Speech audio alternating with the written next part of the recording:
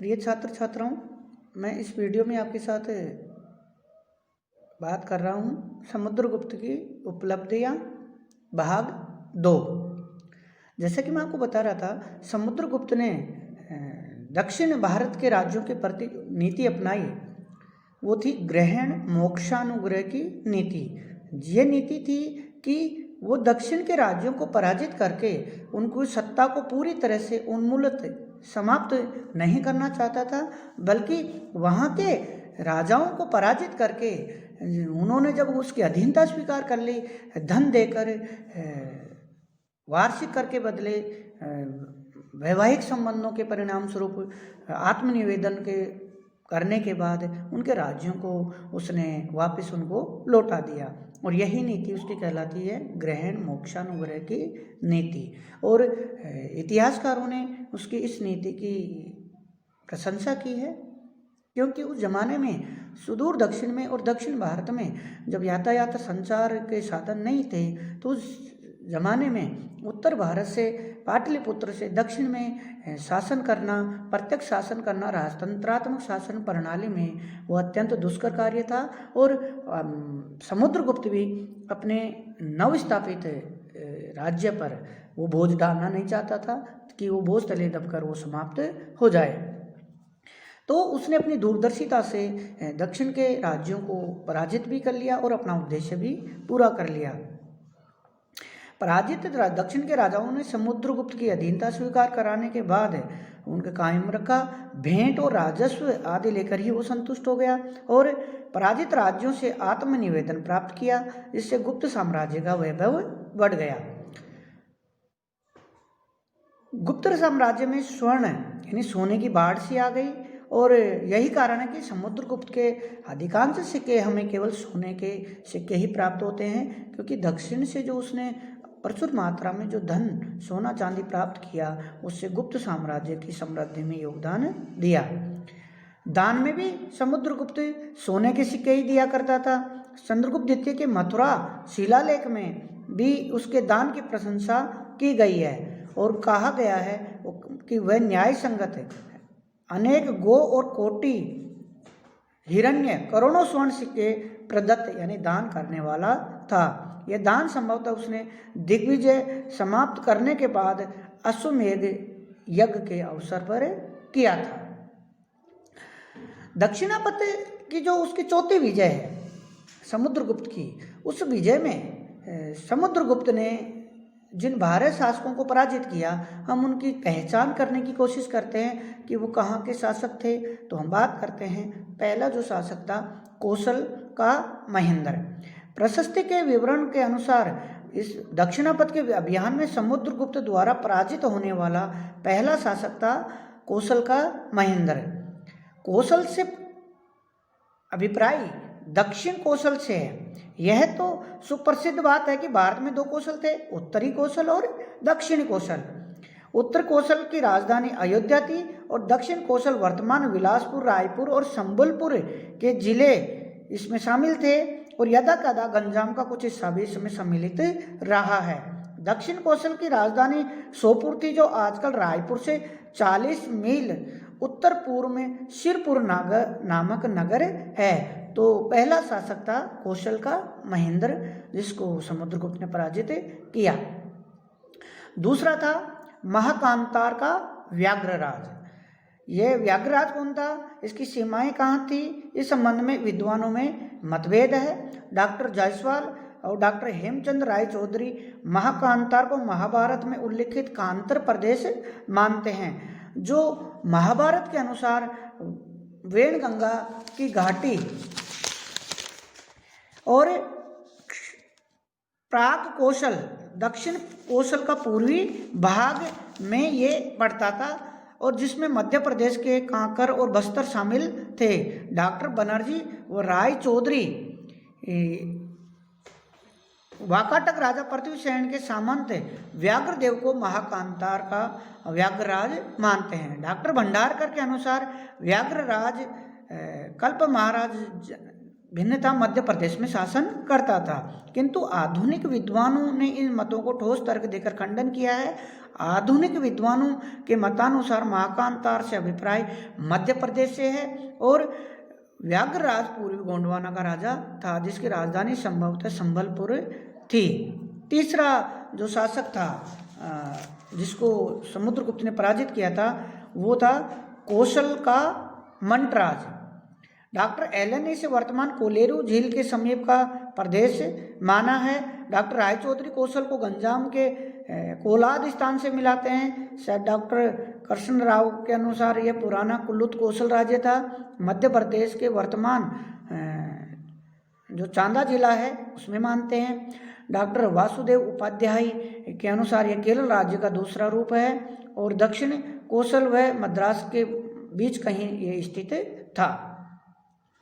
चौथा जो राज्य और शासक था जिसको समुद्रगुप्त ने पराजित किया था वो था पिष्टपुर का महेंद्र, जिसके गिरी भी नाम मिलता है या महेंद्र गिरी।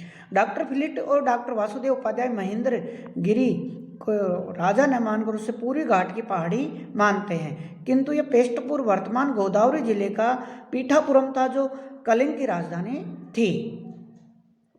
पांचवा शासक था कोट्टर का स्वामी दत्त। इसे गंजाम जिले के कोट्टर से मिलाया जाता है। वासुदेव उपाध्याय पेष्टूर को अलग राज्य नहीं मानते और स्वामी दत्त को पेष्टूर, महेंद्रगिरी तथा कोट्टूर तीनों का राजा बताते हैं। छठा जो राज्य था वो था एरंडपल का दमन। राजा दमन एरंडपल का शासक था। डॉक्टर फिलिट एरंडपल को खान देश में स्थित वर्तमान एरंडोल मानते हैं, किंतु अधिकतर विद्वान इसे चिक्काकोल जो उड़ीसा के गंजाम जिले में है के समीप एरंडपल्ली मानते हैं। सातवां जो राज्य था और शासक था वो था कांची का विष्णुगोप। विष्णुगोप कांची का शासक था। कांची मद्रास के समीप वर्तमान कांजीवरम थी और यह पल्लवों की राजधानी तथा विष्णुगोप पल्लव वंशी राजा था। आठवां राज्य और शासक था अवमुक्त का नीलराज। डॉक्टर रायचौधरी और डॉक्टर R.K. मुखर्जी नीलराज को गोदावरी जिले में स्थित नीलपल्ली का राजा बतलाते हैं। हाथीकुंपा में पिथुंडा और जो अवधेश का उल्लेख मिलता है। अवधेश की राजधानी गोदावरी के समीप स्थित पिथुंडा थी। संभवतः नीलराज यहाँ का राजा था। नौवां जो शासक था वो था वेंगी का अस्थिवर्मन। यह स्थान जो था वेंगी वो मद्रास के प्रांत के कृष्णा जिले में स्थित है और इस स्थान का आधुनिक नाम वेंगी तथा पेड़ वेंगी है तथा जिसका शासक अस्थिवर्मा था। 10वां जो शासक था जिसको समुद्रगुप्त ने दक्षिण विजय में पराजित किया था वो था पालक का उग्रसेन। पालक को कोई गुंटूर कोई दक्षिण भारत के नेल्लार प्रदेश में मानते हैं। गुंटूर जिले में बेजवाड़ा के समीप पलक्काड़ का नामक जो स्थान है जहाँ से प्रारंभिक पल्लवों के बहुत से दान पत्र प्राप्त होते हैं। डॉक्टर जायसवाल इस पलक्काड़ और पालक को एक ही मानते हैं। जो 11वां राज्य था राज्य और शासक वो था देवराष्ट्र का कुबेर। देवराष्ट्र को वर्तमान विजयपट्टम जिले के वेलंगाचिली से मिलाया जाता है, क्योंकि पूर्वी चालुक्य राजा भीम प्रथम के ताम्रपत्र में देवराष्ट्र को एलमंची कहा गया जो कलिंग देश की राजधानी थी। और दक्षिणापथ की जो समुद्रगुप्त की विजय हैं उपलब्धियां हैं उनमें जो 12वां और अंतिम राज्य और शासक था वो था कोस्तलपुर का धनंजय।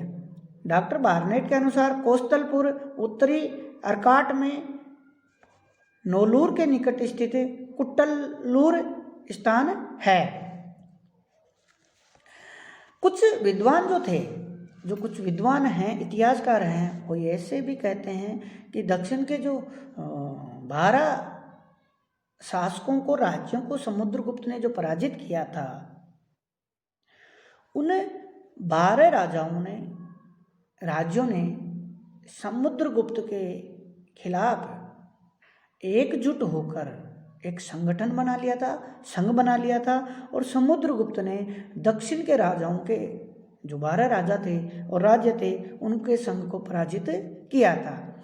और डॉक्टर जायसवाल इस मत के प्रबल समर्थक हैं। उनका कहना है कि कौशल और महाकांतार के राजाओं को छोड़कर दक्षिण के शेष राजाओं ने संघबद्ध होकर समुद्रगुप्त का प्रतिरोध किया, और इन राजाओं के संघ में सेना नायक और जिले के उच्चाधिकारी भी शामिल थे। संघ के 2 मुखिया थे, एक मंटराज और दूसरा विष्णुगोप।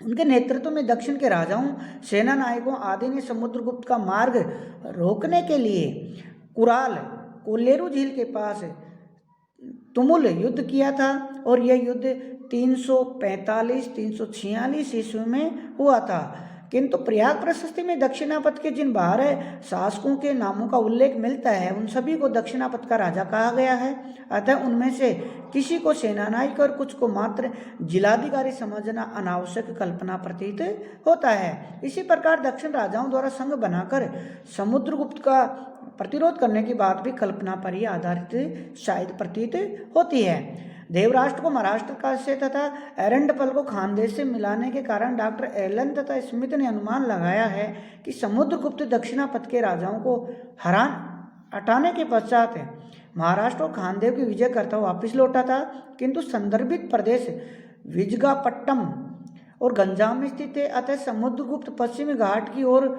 नहीं बढ़ा, बल्कि कांची व अर्काट को विजय करने के बाद वह आंध्र और कलिंग होता हुआ वापस मगध लौटा था। इस महान अभियान में समुद्रगुप्त को संभवतः 2 या 3 वर्ष लगे थे।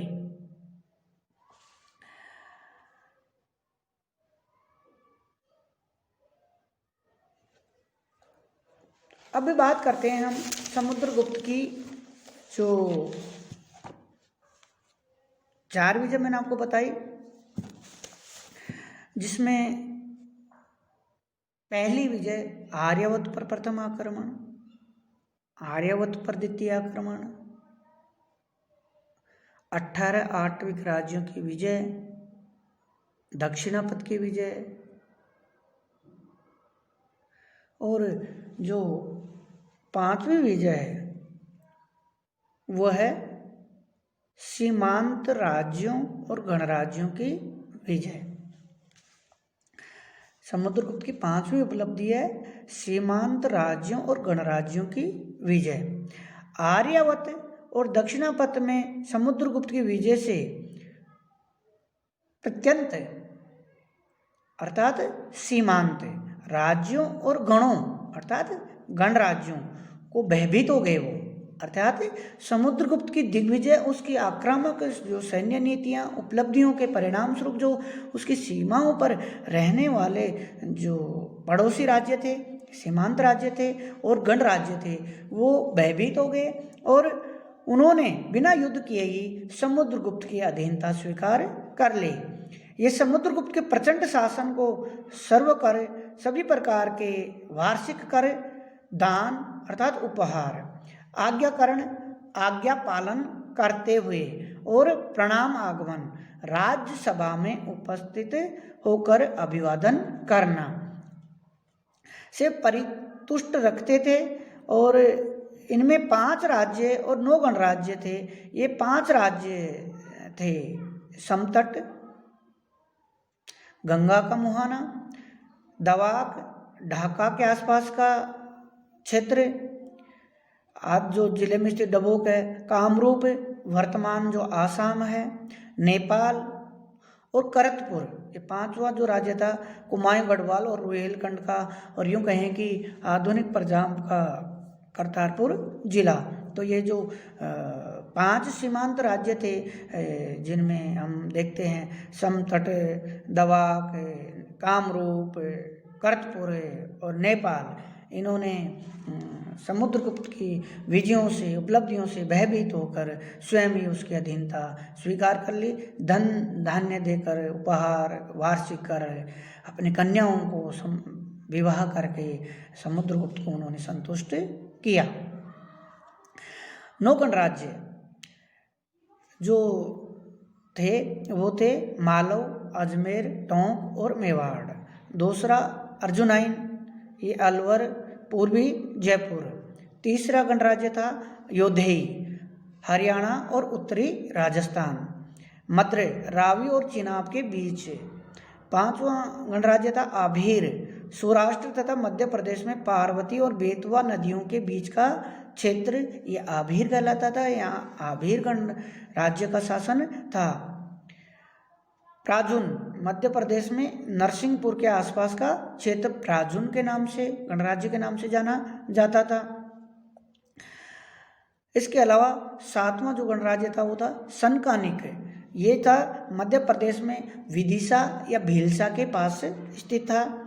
आठवां जो गणराज्य था वो था काक, आधुनिक सांची विदिशा के पास स्थित था। और नौवां जो गणराज्य था वो था खरपरीक, और ये स्थित था मध्य प्रदेश के दमोह के पास स्थित था। इस प्रकार समुद्रगुप्त की आक्रामक सैन्य नीतियों से भयभीत होकर डर कर उसके जो 5 पड़ोसी सीमांत प्रत्यंत जो राज्य थे, समतट, दवाक, कामरूप, नेपाल और ये राज्य और इसके अलावा जो 9 गणराज्य थे उन्होंने उसकी अधीनता स्वीकार कर ली। इसके अलावा जो उसकी अगली विजय थी, छठी जो विजय थी समुद्रगुप्त की, वो थी पड़ोसी विदेशी राज्यों द्वारा उसका प्रभाव स्वीकार करना।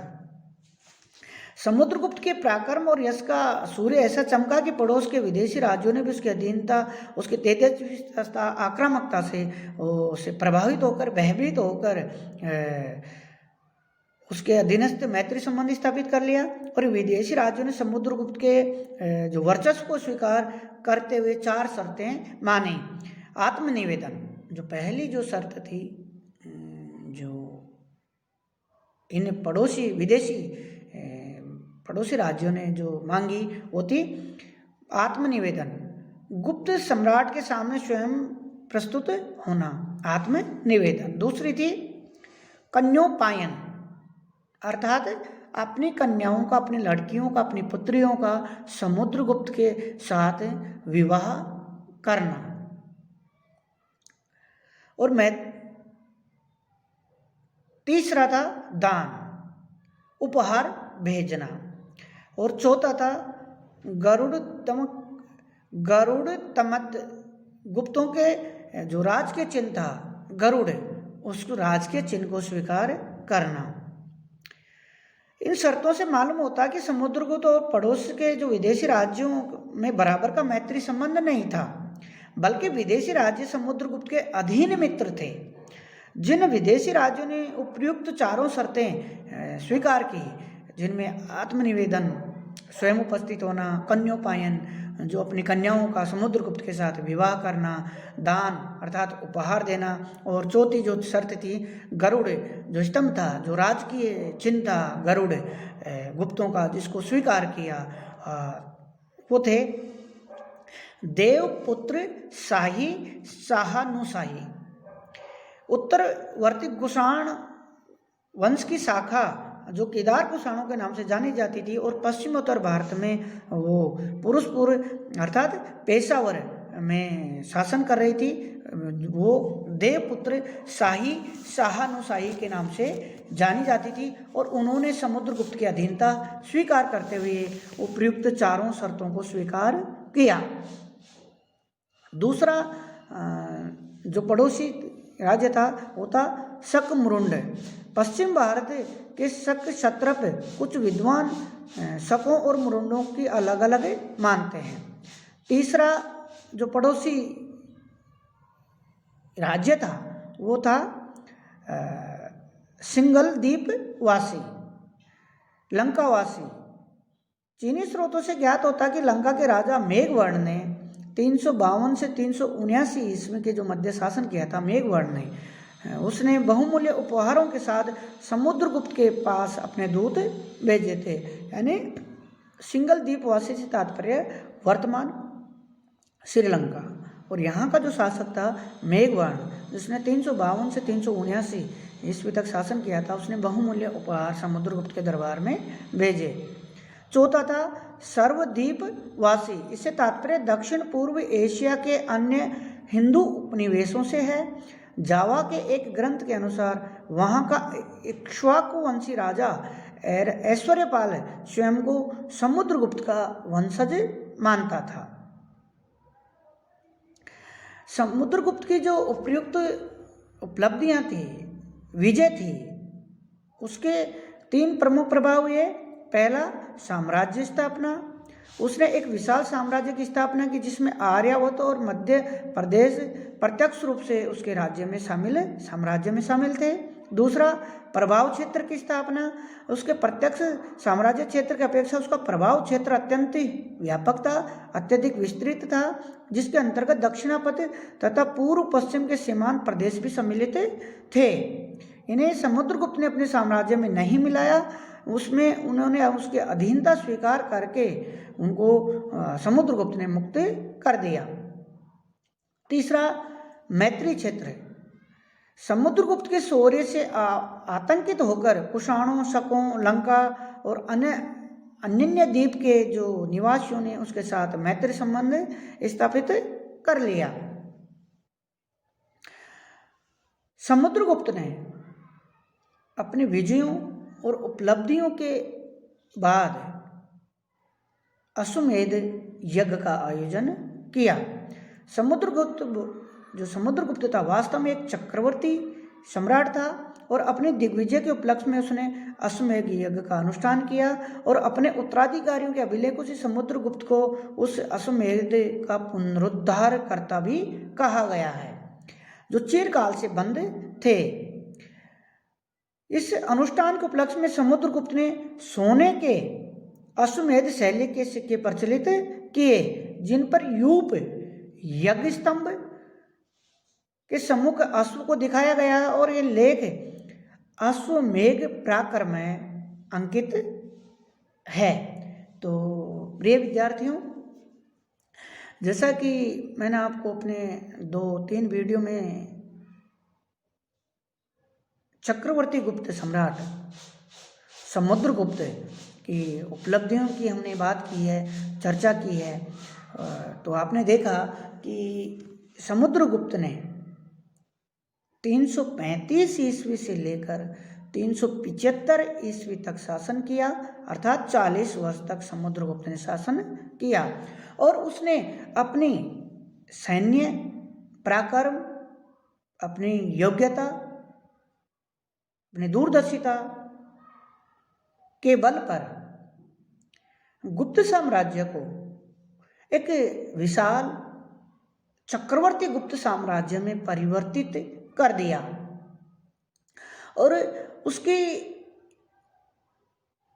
जो नीतियाँ थी वो अत्यंत व्यावहारिक थी। जैसा कि उत्तर भारत के राज्यों के प्रति, शासकों के प्रति जो उसकी नीति थी वो थी प्रश्नबोधरण की, जिनको वो आसानी से अपने प्रत्यक्ष शासन में रख सकता था, ले सकता था और प्रत्यक्ष शासन कर सकता था। लेकिन जब वो समुद्रगुप्त देखता है कि दक्षिण के राज्यों को भौगोलिक दूरी के कारण प्रत्यक्ष शासन में रखना, प्रत्यक्ष शासन में शासित करना अत्यंत दुष्कर कार्य था और उसने वहाँ अपनी दूरदर्शिता का परिचय देते हुए उसने दक्षिण के राज्यों के प्रति जो नीति अपनाई वो उत्तर के राज्यों से अलग थी और वो थी ग्रहण मोक्षानुग्रह की नीति, जिसमें समुद्रगुप्त ने दक्षिण के राजाओं को पराजित करके अपनी अधीनता मनवाकर, धन लेकर, उपहार लेकर, वार्षिक कर के बदले उनका राज्य उनको वापस लौटा दिया। तो प्रिय विद्यार्थियों, जब हम बात करते हैं कि जैसे इतिहासकार